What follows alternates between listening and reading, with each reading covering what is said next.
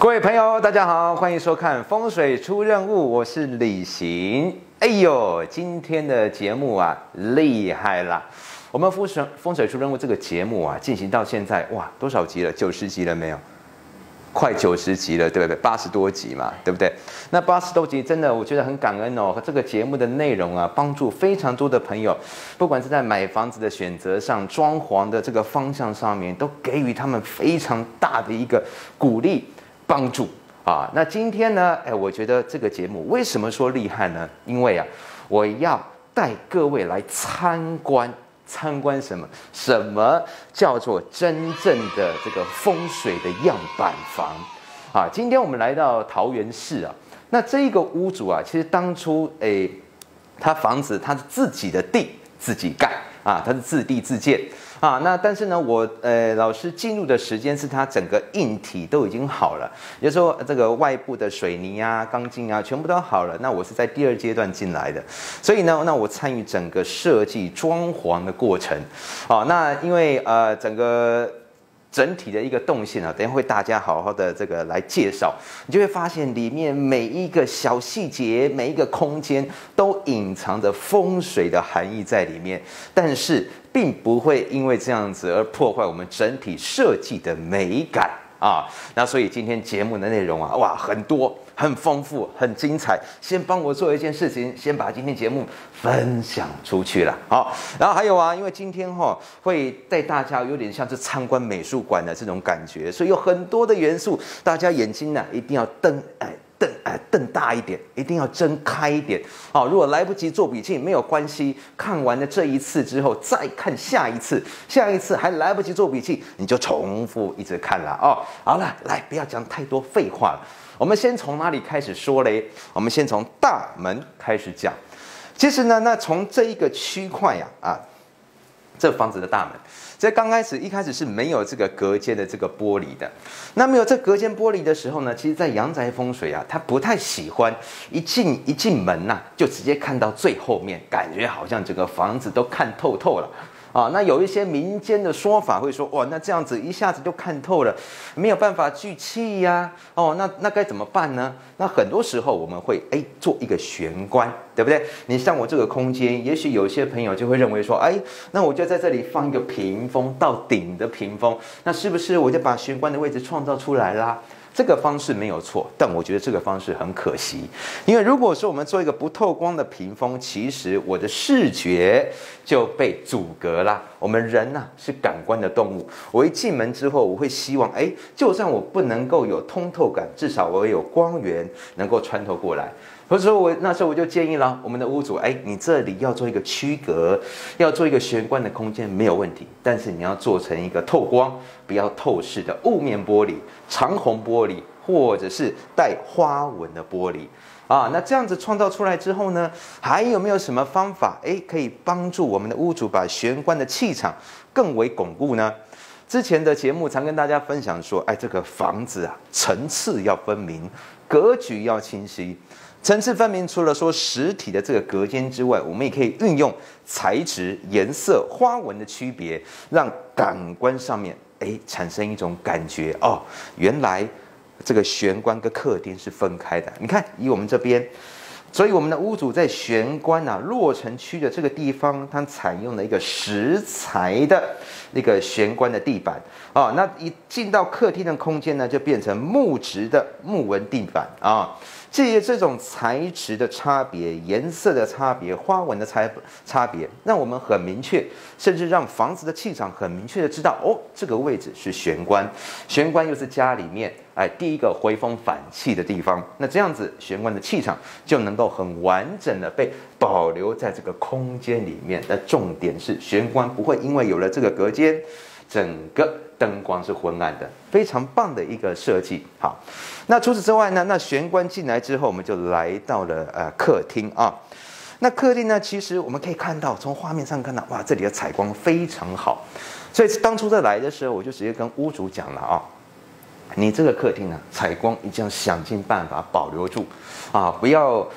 让这么好的一个采光被这个我们讲说遮光的窗帘给遮挡起来，这个现代的阳宅7要：阳光、空气、水，干净、整洁、明亮、安全。阳光摆在第一位，自然采光对于我们家里面的人健康、睡眠、运势都会有正向的帮助。所以，这么大的一个采光面，我说服了屋主把它保留下来啦。可是眼尖的朋友就会发现老师，这个通透性跟采光虽然很好，可是我看屋外好像有一些看起来不是这么美观的形体耶。你说那个屋尖角它是不是一个火形煞呢？那你说旁边这个高楼它是不是有角煞呢？你说下方的这个停车场它是不是有一个类似像白虎开口的冲煞呢？又在远方的这一个是不是又像壁刀呢？你们这些种种的疑虑，其实在当初我们来的时候就已经讨论过了。首先，我们讲外煞的时候，距离是判断很重要的一个依据那这个距离，我们就判断，如果说外面这个形体或者我们眼睛看到自己认知的外煞，它倒下来不会碰到我们，那其实这个距离就是完全足够的那如果说我们还想要再把视觉上的一个不好的感觉给化解掉，除了运用纱帘，我们还可以运用盆栽它本身的能量。所以各位朋友，你可以发现，我外面虽然有看起来不好的形体，可是我在阳台的部分，我可以透过盆栽它本身的气场，去帮助我们针对外部的这个外煞进行一个阻隔还有趋缓。好，那讲到这边，通常会看李欣老师节目的朋友都非常的认真，一讲到盆栽，马上就想到了老师，请问要放几盆那依据这个房子的坐向是坐西南向东北，所以呢，那我就建议我们的屋主啦，那你就在我们的阳台放几盆，放8盆。放8盆之后，我们借由数字搭配上方位它本身两者能量的结合，就能够帮助我们把屋外不好形体的这种感觉给化解掉了好，那讲完了这个采光屋外的问题之后呢，再接下来我们都知道今年2022年壬寅年，壬寅年有一个非常重要的流年正财位，就在东北方那在之前的直播也跟大家分享东北方我们要这个强化财位的运势，我们可以怎么做呢？我可以放一些像是五行属土的材质啦，陶瓷、石材、水晶这些都可以那又或者是说适当适量的，我放一些红色或者是紫色的点缀那针对我们的屋主，因为他对美感的要求非常非常的严格他会觉得说你要我放这些，我重视风水，那可是我希望放风水的这个物件不要跟我整体装潢风格产生非常大的一个矛盾。所以最后讨论完了之后呢，那我们决定就在东北方，今年流年非常好的一个正财位，我用了2件东西帮助我们的屋主把流年正财位的气场给整个打造起来。第一个就是9只孔雀羽毛，这9只孔雀羽毛那判断是不是9只，关键要看孔雀羽毛上面的眼睛必须要有9颗那有的9只孔雀羽毛之后呢，我再搭配上这个红牡丹的聚宝盆这2者的搭配，除了我9只孔雀羽毛它的数字9，还有孔雀它象征朱雀，它都代表了火的一个能量之外呢，那在这个聚宝盆，因为它颜色红色，它也是属火，但是它的材质还有包括在聚宝盆里面暗藏的奇门阵法，都能够透过这种数字、颜色、材质的环环相生，帮助我们屋主呢，把东北方流年财位的能量给发挥到最大。哇，好讲到这边讲了好多那记得今天真的内容非常非常的丰富，所以各位朋友一定要瞪大眼睛，拉开耳朵先看。如果说来不及做笔记没关系，先把今天的节目给看完好的，来，还有重点要帮我把节目分享出去今天真的算是一个，我觉得风水的样品屋算是一个教学，也算是一个实实在在的例子好，那在接下来客厅讲完了传统会说啊，阳宅山要门主灶啊，可是从我们的这个镜头后方，我们看到了，其实屋主他所处在的，或者说他所设计的是一个开放式的厨房。很多朋友啊，对于开放式厨房还是会存在的一个疑虑啊，就说，老师啊，这个开放式厨房没有门呢。那我在家里面直接就可以看到瓦斯炉，直接可以看到这个厨房所有的这个内部的话，那会不会什么没有男主人啊？会不会容易漏财啦？好，再次强调，厨房啊，现在我们对于厨房的定义，不要再把跟以前传统烧这个木材的厨房的环境连接在一起了。我们要很客观的去思考、去判断我们现有的生活环境、实在的饮食习惯，是不是真的会像以前老祖先那样每天大火快炒？那为什么这层楼可以做开放式厨房呢？因为这层楼的女主人啊，因为刚刚有说了嘛，这块地是他们自己的，整层楼总共有5楼，那他们自地自建，所以1到5楼都是他们的。女主人真正会大火快炒的空间，真正会大火快炒的厨房在2楼，所以呢，针对这一层的这个位置，那厨房做成开放式厨房，那当然就没有问题啦。那除此之外呢，那各位朋友，我相信对于厨房而言的话只要我们的生活习惯做一些改变，不要有过多的油烟，那甚至我们还能够再做到像屋主一样，把厨房变成是整体设计美学的一部分。那其实厨房我们就把它当作是一个休闲的空间，那就不会有不良的影响了。来，我们可以来看那其实在这个厨房啊，它的这个墙壁啊，它墙壁的瓷砖的花纹其实也是有精心挑选过的，因为我们常在说这个厨房它象征的是女主人的财库啊。那除了我们尽可能保持干净、整洁、明亮之外，那如果我们能在厨房的这个不管是壁纸或者瓷砖上，它能够暗藏一些跟财有关的这个纹路的话，比方说像这里，这个纹路呢，我相信大家并不陌生。但其实它在设计上，它是什么？它是一个外圆内方的古铜钱。这里也有古铜钱的一个图案，上面也有古铜钱的一个图案。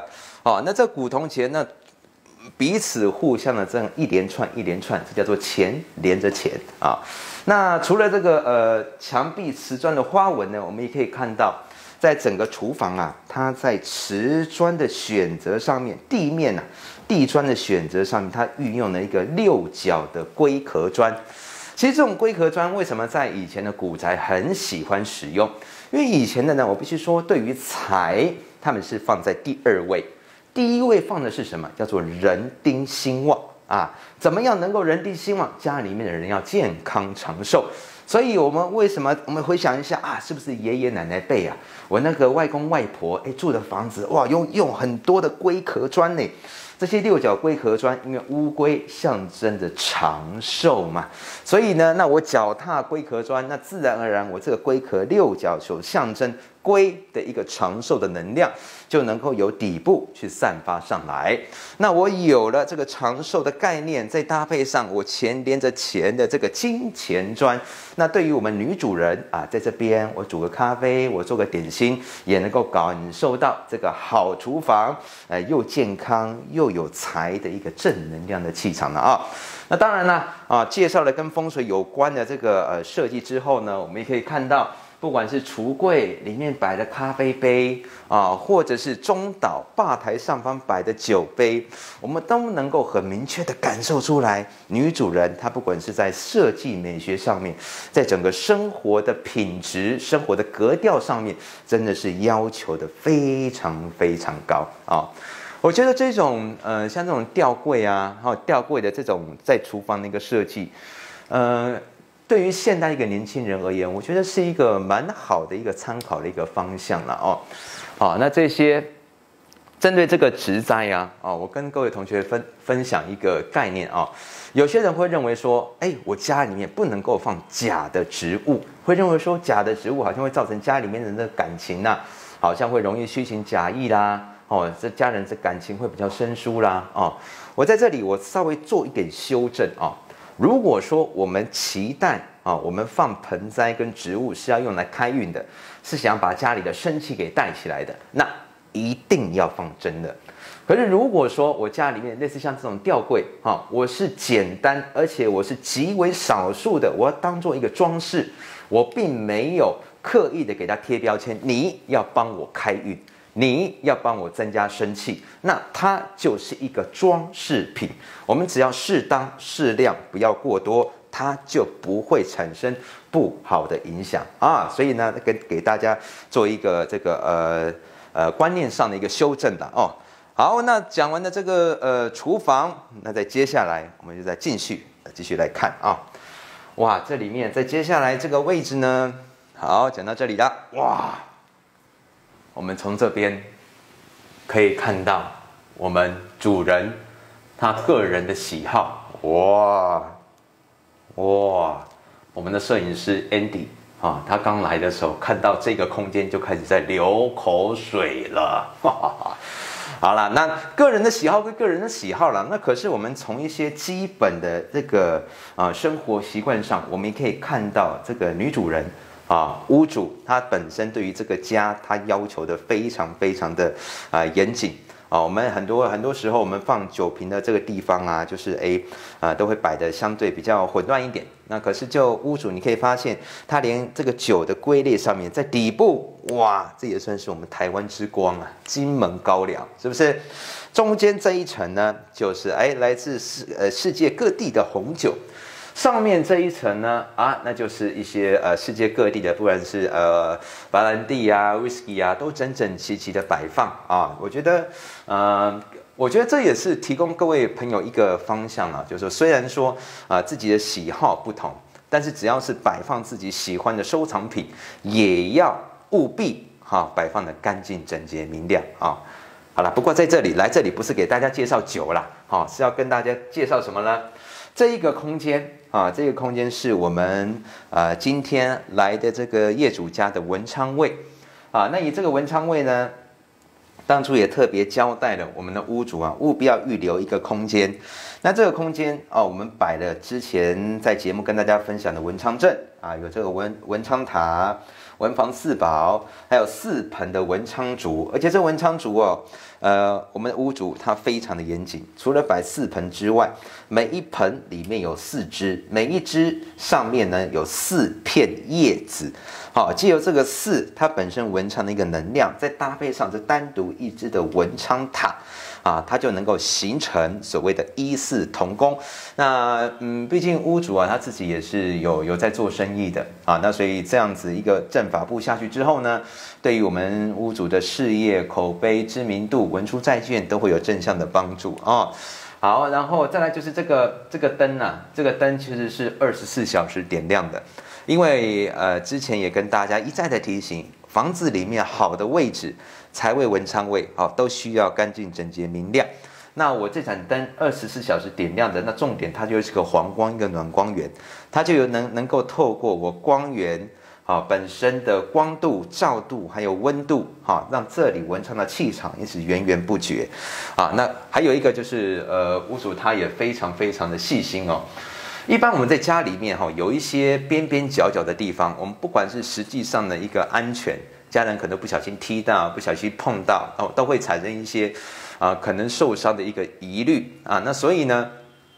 就有建议屋主只要是家里面会有可能让人碰到产生受伤这种疑虑的地方，我们都把它给修圆所以你看以文昌位这个地方，它也把它修圆了。那你修圆了之后呢，那对于文昌位这个气场，它也不会有这种坚行的这种气去干扰它。那在这里我们把这个文昌气场打造的，它就更为稳固了。而且这个文昌位这个文昌阵真的是设计的非常非常的我觉得非常的严谨，非常的精美了因为你看它整个空间都是一个独立的好，那讲完了这个文昌阵，还有没有？有来，我们慢慢的往上走透天它有一个好处那当然也有需要注意的地方。透天它好的位置它是加成的我1楼，比方说我刚刚这个4楼这个位置是文昌位，到了5楼的梯间，这里也同样是文昌位。所以在这个部分呢，也帮屋主设计了一个大笔进财。各位朋友，如果说你家里面要放大笔进财的话，这个头比肩的位置一定要向房子的内部，不要向外啦哦。然后旁边也设置了这个4支文昌烛。那这里我要特别介绍一下这个壁灯。通常啊，在透天的这个房子啊，在梯间就是楼梯间，原则上95%的朋友的采光都是不好的。那如果我们能够在梯间我放一个上下就是我上面有光源，下面也有光源，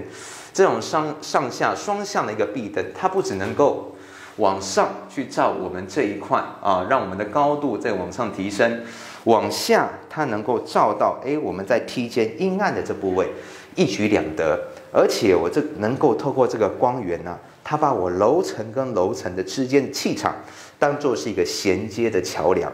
我们要理解到一件事我们的这个好的气场它都喜欢光亮，刚刚有提过了。那如果说呢，我到了楼梯间，我突然它是呈现一个阴暗的状态，我楼层这个好的这个气场，它就不会往下跑，也不会往上走，所以两者它就会形成一个断层。那这个时候，我如果能够用这个壁灯当作是一个桥梁的话，楼层跟楼层之间的一个好的气场，它就能够衔接起来。那不管是住在楼下或者是楼上的家人，他们才能够共同公平的去享受到这么好的一个，不管是财气啦、文昌气啦好，我们上来之后呢，我们也可以看到，因为这个屋主他本身对于这个设计的美感他非常有自己的想法。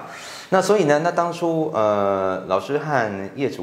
屋主讨论完了之后呢，我们决定在楼上这个地方，只要是转角处或者是走道的尽头我们都会挂一幅画。那这挂一幅画的这个用意是什么？第一个，我们要告诉家人，您看到这幅画了之后呢，代表说，我即将要进入一个转角，这是一个走廊的尽头。那对于象征性方面，它也告诉我房子的气。当我遇到这幅画了之后，我要进行回风反气那它也象征了另外一件事情，我让整体房子的气场它有一个连续性所以当我这样往上走了，经过了文昌位，到了这个空间，借由这里的灯照亮这幅画，开始转弯往这里走了之后呢，那再接下来我们这房子的气就要开始要各自去找各自的方向了。什么方向？我们上来之后，第一个空间是哪里嘞？是我们女儿的房间。这个女儿她自己本身是设计师，所以设计师本身对于设计的这种美感就有特别高的一个要求。她这个房间设计的相当有品味也相当有自己的一个格调。大家特别是女性的朋友曾经有一段时间很流行这个波西米亚风，对不对？有点类似那种民族风，国外的民族风那这个女人呢，她就把自己的房间走得有点像这种波西米亚的民族风，但是呢，非常非常的有格调。我们一起来欣赏看看好，那进来了之后呢，我们可以看到不论是整个床单或者是说呢，在这个床头柜，还有旁边有一个蓝骨头，蓝骨头上面的抱枕包括是这一个台灯，这个台灯等一下会跟大家好好的来介绍一下，这是我们的屋主花了非常非常多的心力，好不容易才收集到的好。那在这么棒的一个房间，充满设计感，这里是它的梳妆台那其实在这里呢，看上去非常有民族风、有波西米亚风的一个画面里面，其实隐藏了很多的风水阵法。什么阵法嘞？那我就一一的跟大家重点来介绍首先呢，因为我们的这个女儿她毕竟年纪到了一个年纪了啦那其实自己本身工作非常非常的忙，事业很成功那可是就是在姻缘这一块，感觉就是缺少了那么一点点其实有的时候我们也必须在讲啦我们花太多时间在工作上面，那没有跟异性相处的这个机会，我们想要有好的桃花，真的是比较困难一点点那这个时候我们当然首要的，我们要增加自己这个接触异性的机会了好，那既然这样子，那有了接触异性的机会，如果我们想要打造一个增加桃花运的桃花阵，应该怎么做呢？首先，我们要先找桃花位。那桃花位会有几种方式？生肖的桃花位、本命的桃花位，还有这个所谓阳宅方位的桃花位。那因为我们现在所在的这个位置啊，是在我们女主人女儿的房间，所以我采用的一个方法是用本命的桃花位。本命的桃花位在哪里呢？就在我的身后这边。那所以就针对我们屋主女儿她本命的桃花位呢，帮她打造了一个玄机灵狐大阵。那这玄机灵狐大阵它有几个重要的元素，当然它在整体的色系上面，它有非常重的一个桃花的气场啊，都是采用粉色系啊。那在这个阵法上面呢，那我们也暗香了所谓的这玫瑰花。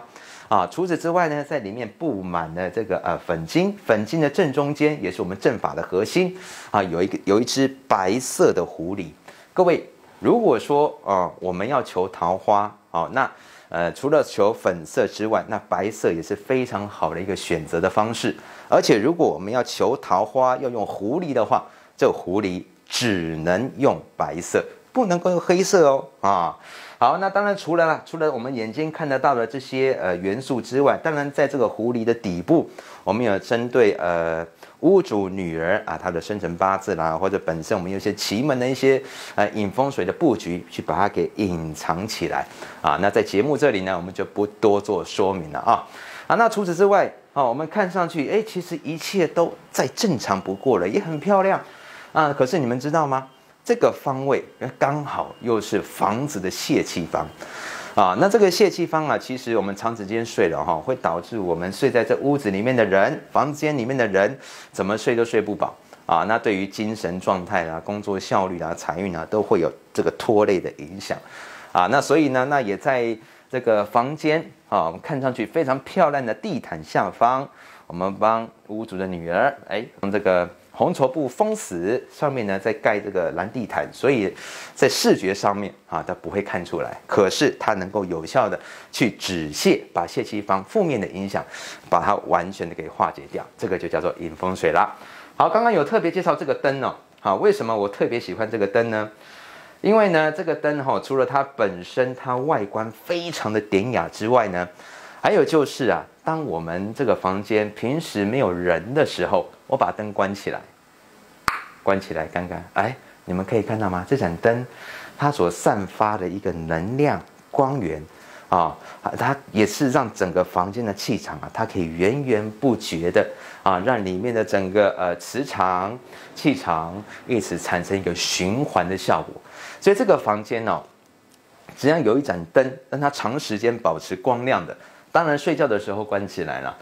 人不是在睡觉的时候，我在房间的角落，甚至是这个好的位置我保持一个暖光源在那边照的话，对于房间里面的人的情绪，特别是在工作的积极度还有效率上面，都会有正向的帮助。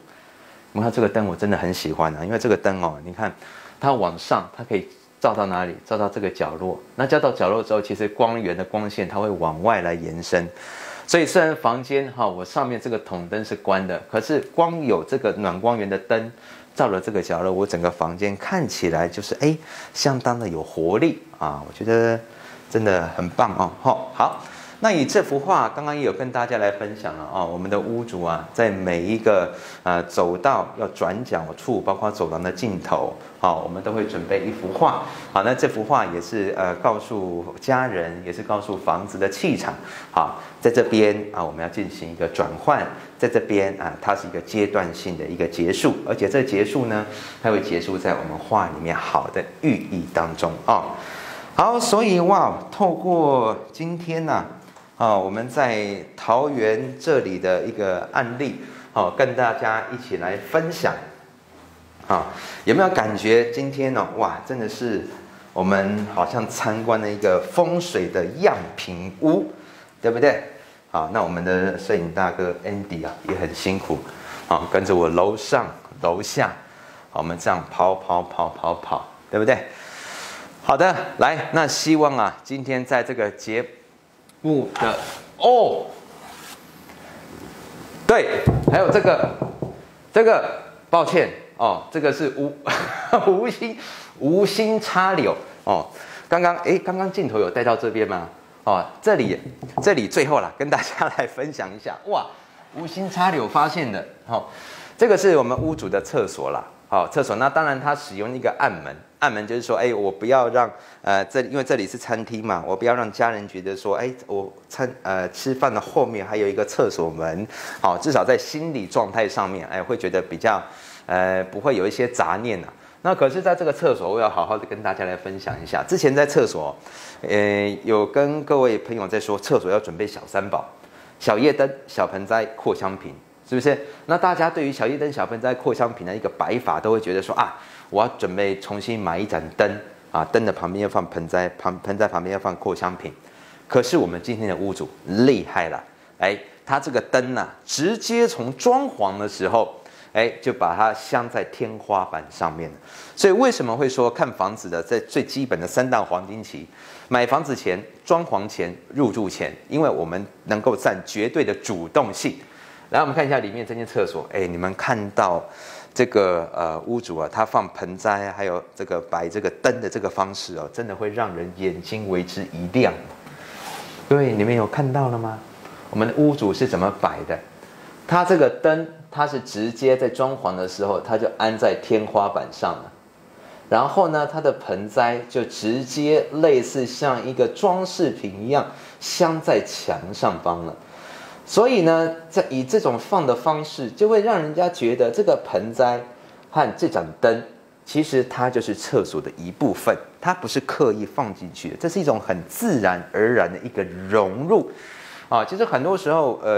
看上去也许一开始会觉得哇，但是我们真的仔细思考，这个很困难吗？不困难，